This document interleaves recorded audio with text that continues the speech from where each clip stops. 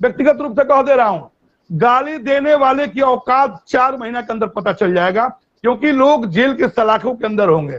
हम लोग का काम ये गलियाना नहीं है। विरोधी गीत गाते हैं तो क्रेडिट की बात कभी पूछिए कि मुझे क्रेडिट मिलना चाहिए कि नहीं मिलना चाहिए। आप अपना नंगा चित्र जब उठा के दिखाती है तो अब सोचिए कि क्रेडिट मिलना चाहिए कि नहीं मिलना चाहिए।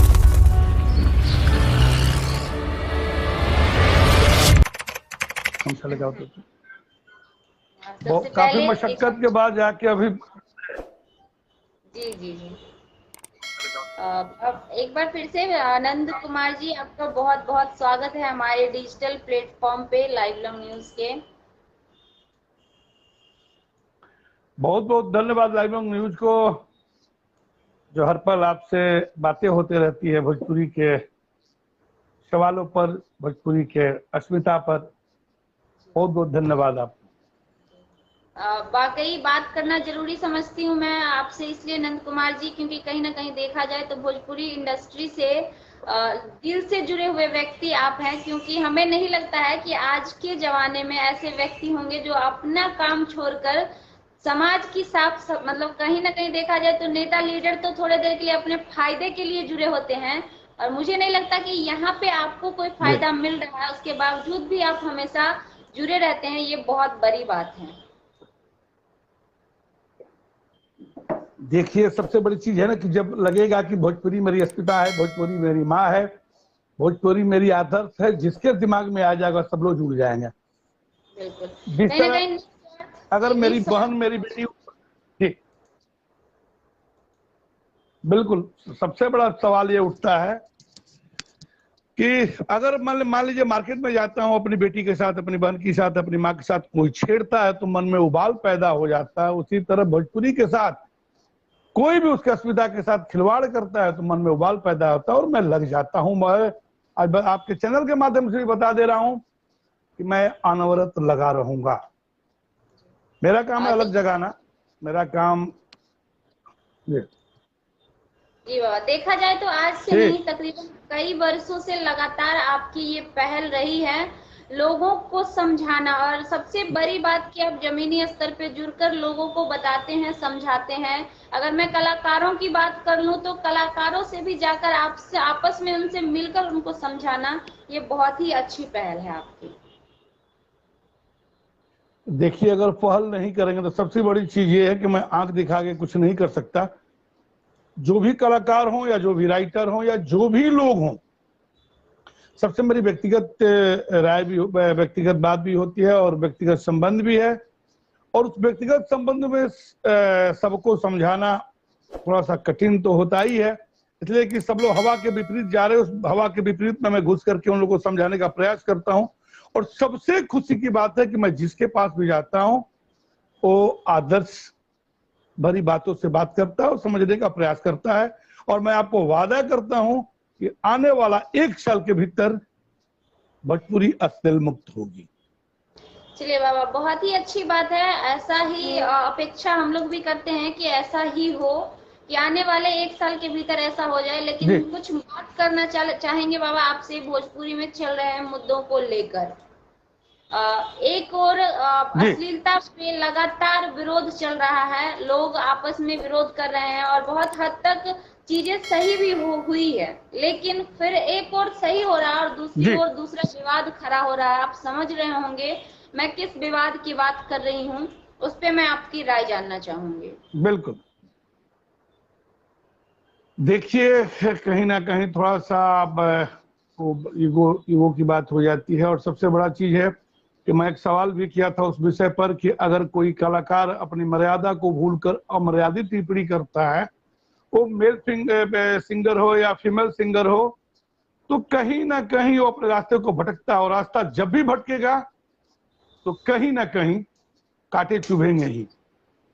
रास्ता से जो भी अगर भटकता है उसको कहीं ना कहीं कील चुभता है। और आपको मैं बता दूं कि रास्ता जो भी भटकेगा उसको कीलें चुभेंगी। सवाल ये उठता है कि मैं जिस चीज के लिए गया हूं और उस चीज को छोड़कर लोगों को मनोरंजन के लिए और उस मनोरंजन के हिसाब से आपत्तिजनक शब्दों का इस्तेमाल करके अगर मनोरंजन करता हूं तो कहीं ना कहीं समाज को बर्बाद करता हूं। उन कलाकारों को ये समझ में नहीं आ रहा है कि मैं कलाकारी दिखाने गया हूं, न कि समाज में आग लगाने गया हूं। फीमेल सिंगर भी चढ़ती हैं तो अनाप शनाप शब्दों का इस्तेमाल करती है उन जुआ पीढ़ियों के लिए, और जुआ पीढ़ियों में उबाल पैदा करती हैं जो सरासर गलत है। गायक हो या गायिका, किसी को हक नहीं है कि समाज में उबाल भरी शब्दों का इस्तेमाल करके मनोरंजन करे। कारण क्या है कि पहले जो कोठा हुआ करता था, अब अश्लील कलाकारों ने, अश्लील गीत गाने वाले कलाकारों ने, और मेल सिंगर हो या फीमेल सिंगर हो, उस मंच को कहीं ना कहीं, अब आगे छोड़िए उस शब्द को कहेंगे, थोड़ा सा बड़ा कड़वा शब्द है, गरिमा, मंच का गरिमा खराब कर रहा है। एक तो सबसे बड़ी चीज है कि हर कलाकारों के उपासक सरस्वती माँ है, और उस सरस्वती माँ की उपासना करने वाले कलाकार उस भगवान, उस सरस्वती माँ का भी अपमान करते हैं। सबसे बड़ा दुर्भाग्य है हम सबों के लिए। बाबा, सबसे बड़ी बात यहाँ पे सवाल ये उठता है कि अभी तक अगर मान के चलिए सोशल प्लेटफॉर्म पे चीजें होना और लाइव कहीं ना कहीं देखा जाए तो जिस तरीके से लाइव स्टेज पे लोग दर्शक के बीच में वहां पे हमारी कई माँ बहनें बैठी रहती हैं, और उस माँ बहन का एक तरफ हम मनोरंजन करते हैं और दूसरी तरफ हमारे बगल में जो माँ बहन खड़ी होती है उन्हें हम जलील करते हैं, ये कहाँ तक सही है? देखिए तो बहुत गड़बड़ है, लेकिन कहीं ना कहीं आयोजक की भी कमी है। आयोजक कहीं ना कहीं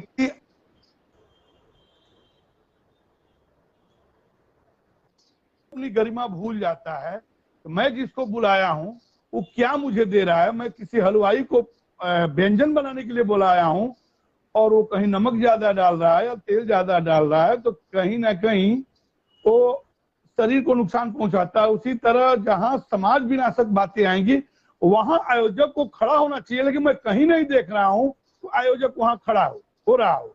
दूसरी बात, हम पूछते हैं कि सबको पता है कि नंद कुमार तिवारी गाते हैं, क्या गाते हैं, और हमको आयोजक बुलाता है तो मेरे हिसाब से बुलाता है।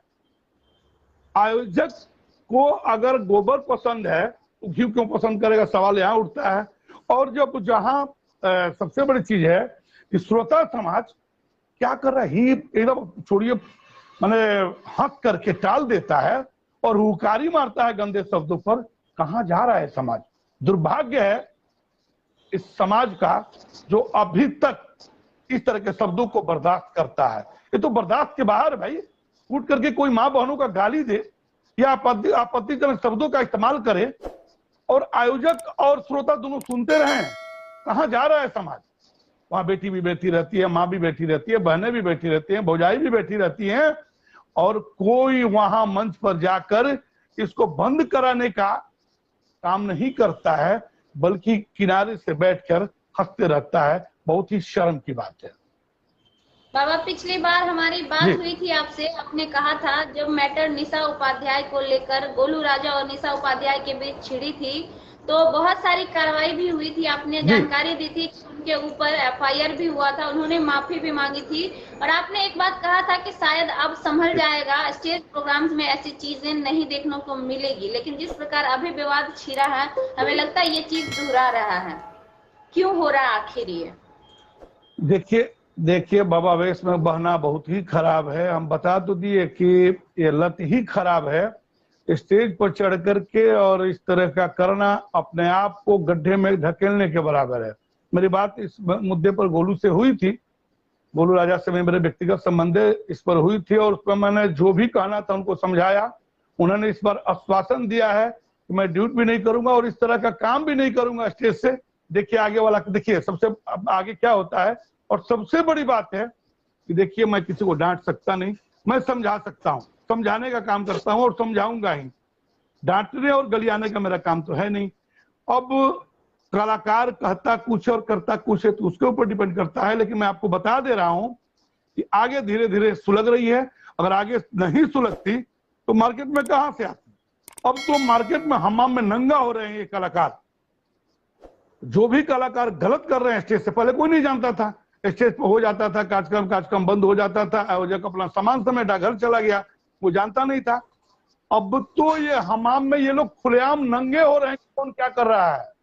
अब तो ये लोग को मुंह दिखाना मुश्किल हो जाएगा आने वाले कल में। अगर ये अपने आप को नहीं संभालते हैं तो ये जान लीजिए कि कहीं ना कहीं जनता जूता भी चलाएगी, अब चप्पल भी चलाएगी। कारण कि जनता भी अब समझ रही है कि छलने वाले कलाकार क्या दे रहे हैं, और इन छलने वाले कलाकारों की अब राम राज्य नहीं चलेगा।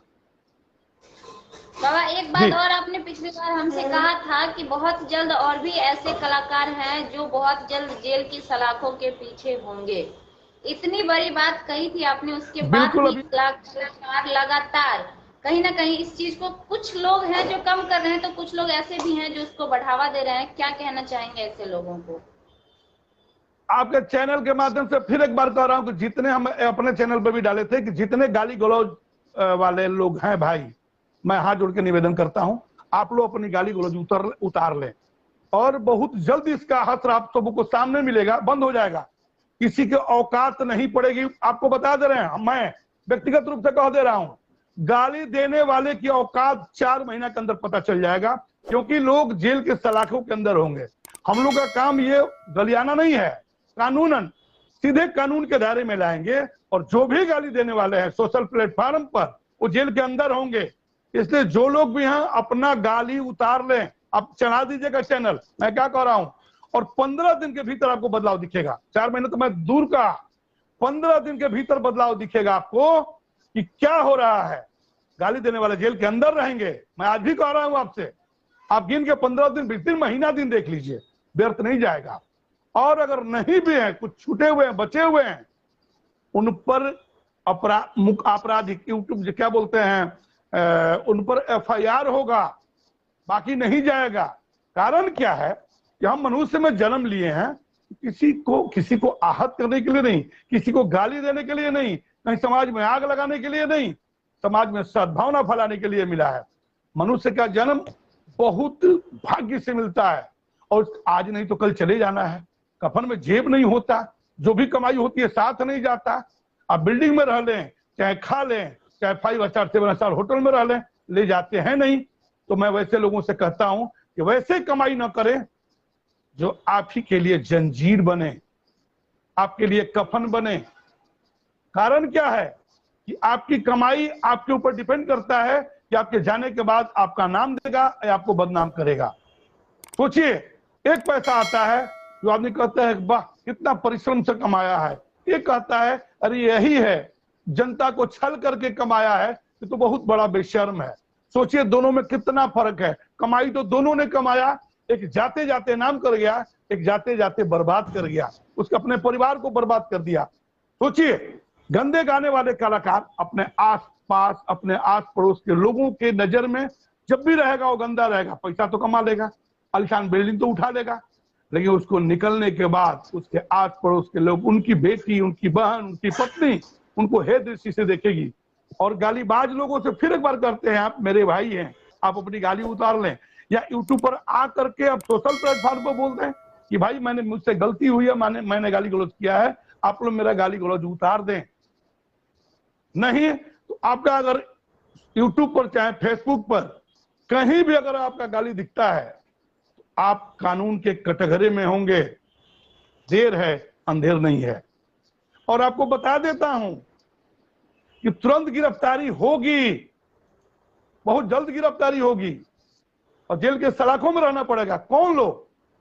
जो अपने को गाली देकर के शहंशाह समझते हैं, जो लोग गाली देकर अपने को तानाशाह समझते हैं, जो गाली देकर अपने आप को गर्वान्वित महसूस करते हैं कि मैं सबसे बड़ा लंगा हूं, शरीफ नहीं। गाली देने वाला क्या दर्शाता है कि हम अच्छे हैं? गाली देने वाला कभी अच्छा हो सकता है, कभी अच्छा नहीं हो सकता है। तो जो भी अभी बचे हुए हैं गाली देने वाले लोग, मैं फिर एक बार आग्रह करता हूं, आप अपनी गाली उतार लें और आकर के सोशल मीडिया पर कह दें कि भाई जो लोग भी मेरा गाली चढ़ाए हैं आप लोग उतार दें, हमसे भूल हुई है, शायद आने वाला कल आपको छोड़ सकता है। जी अच्छा बाबा, एक सवाल यहाँ पे उठता है कि जिन कलाकारों के द्वारा इस तरीके की अभद्र शब्दों का इस्तेमाल स्टेज पे खुलेआम पब्लिक के बीच में किया जाता है, मैं यहाँ पे एक सवाल करना चाहूंगी फीमेल सिंगर की तरफ से कि फिर ऐसा अगर होता है, ऐसा पाया जाता है, तो फीमेल सिंगर उनके साथ क्यों मौजूद होती हैं उस स्टेज पे, या उस प्रोग्राम को वो लोग क्यों एक्सेप्ट करती ही हैं जब उनको पता होता है कि सामने वाला व्यक्ति इस तरह की हरकत कई बार कर चुका है? देखिए ये लोग भी दिखावे के लिए करते हैं, आपको मैं बता दे रहा हूँ। हम लोग मूर्ख हैं जो इतना चिल्लाते हैं। ये लोग स्टेज पर चढ़ के प्री प्लानिंग करके करते हैं, इसलिए कि शर्म तो है नहीं। अगर शर्म होता तो क्या कोई कलाकार इस तरह का भड़ती करता? क्या उनके माँ नहीं है, उनके बाप नहीं है, उनके भाई नहीं है, उनके परिवार नहीं है? और लाइव आके जो कहता है कि मेरा परिवार है, मेरा भाई है, मेरा ये है, वो किस तरह का लफ्ज इस्तेमाल करती है स्टेज पे? क्या उनका भाई नहीं देखता है? क्या उनके फादर नहीं देखते हैं? क्या उनकी माँ नहीं देखती हैं?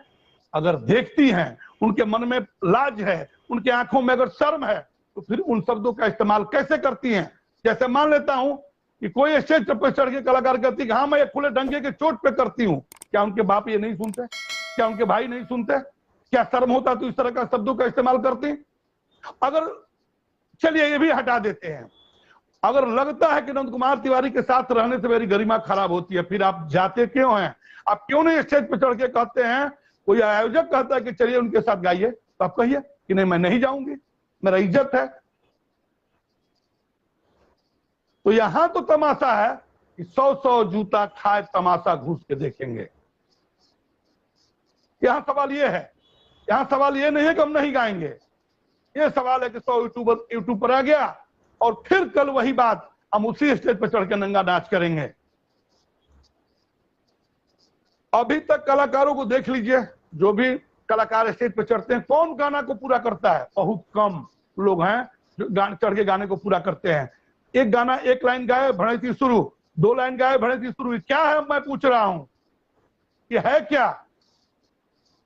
इन तमाशाबीन जो देखते हैं, तमाशाबीन वहां बैठे हैं श्रोता, उनको विरोध करना चाहिए। तो मैं दूर से आता हूं आपका प्रोग्राम देखने के लिए, न कि इस तरह का प्रोग्राम देखने के लिए कि आप 2 लाइन गाए और 4 लाइन।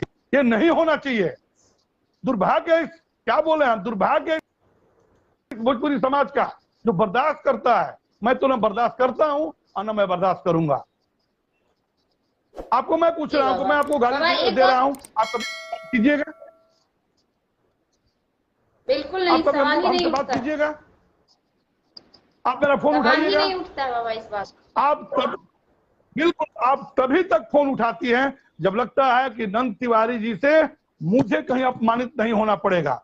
और जिस दिन आप जान जाइएगा कि अपमानित हमको होना, फोन नहीं उठाइएगा।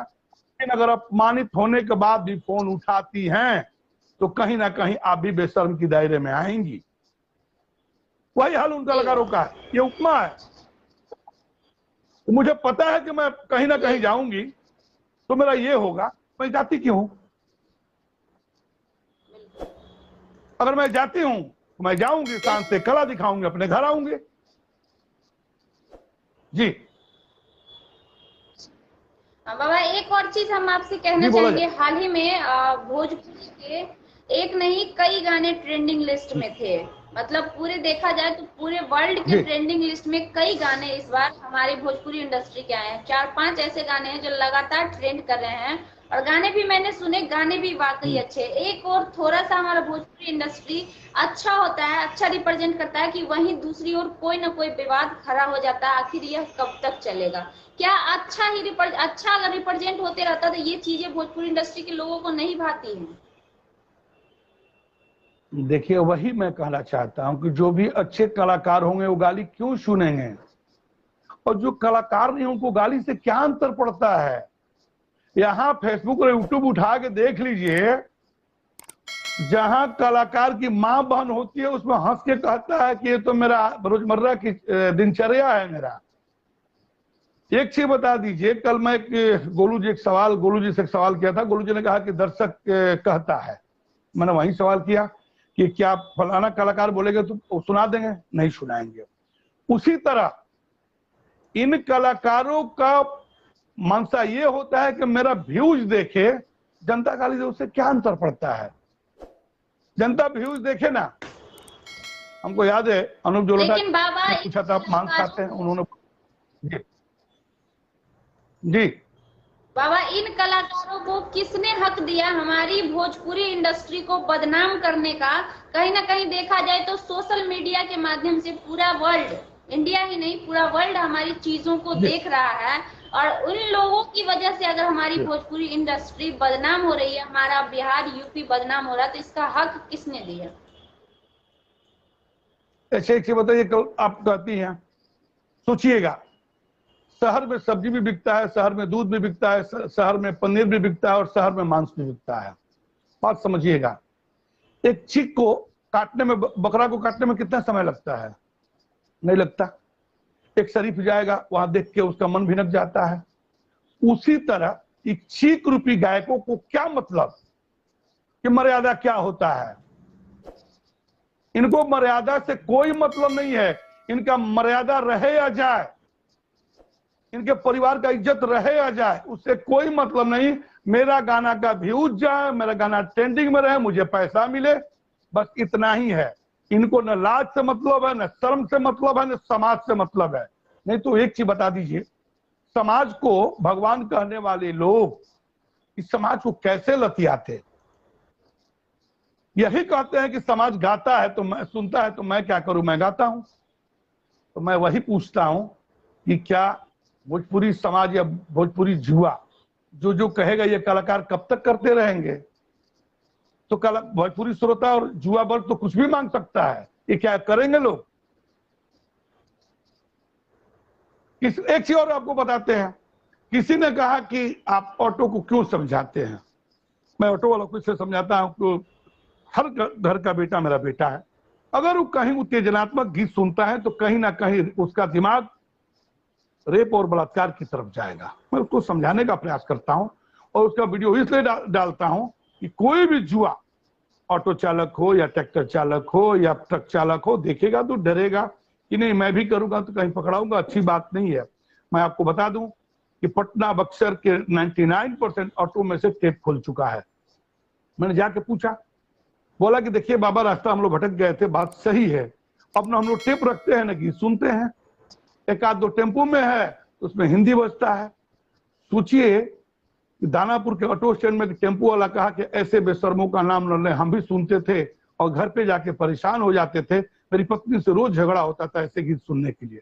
सोचिए कि अगर किसी कलाकार का गीत होगा तो क्या घर में कलह पैदा करेगा? और जिस कलाकार का गीत अगर घर में कलह पैदा करता हो तो कलाकार नहीं है। जिस कलाकार का गीत समाज में जहर बोता हो वो कलाकार नहीं है। कलाकार कहना उसको पाप है। एक बहुत बड़े कलाकार का भी इधर वीडियो देख रहे हैं हम, तो बोले कि अगर हम आते हैं इस पर रामायण पढ़ेंगे तो कल हमको लगेगा लोग गाली दे रहे हैं कि आया और समाज बिगाड़ के चला गया। यहाँ कलाकारों की इस तरह की सोच है, आप क्या कह सकती हैं? कलाकार कहना पाप है, कलाकार कहना दुर्भाग्य है। कलाकार वही हो सकता है जिसके गीत, जिसके बोल समाज के लिए कुछ नया आयाम दे जाता हो। और जुआ पीढ़ी हो चाहे भोजपुरी समाज हो, लिखने के लिए आतुर हो जाता है कि फलाना ने ये गाया है, आज लिखा जाए बहुत अच्छा गाया है। और उठे अगर सुबह जगता हो तो उस गीत को लगाने के लिए आतुर हो जाता हो, या जब सोने जाता हो तो उस गीत को लगाने के लिए आतुर हो जाता है। वही कलाकार है, अन्यथा कोई कलाकार नहीं है।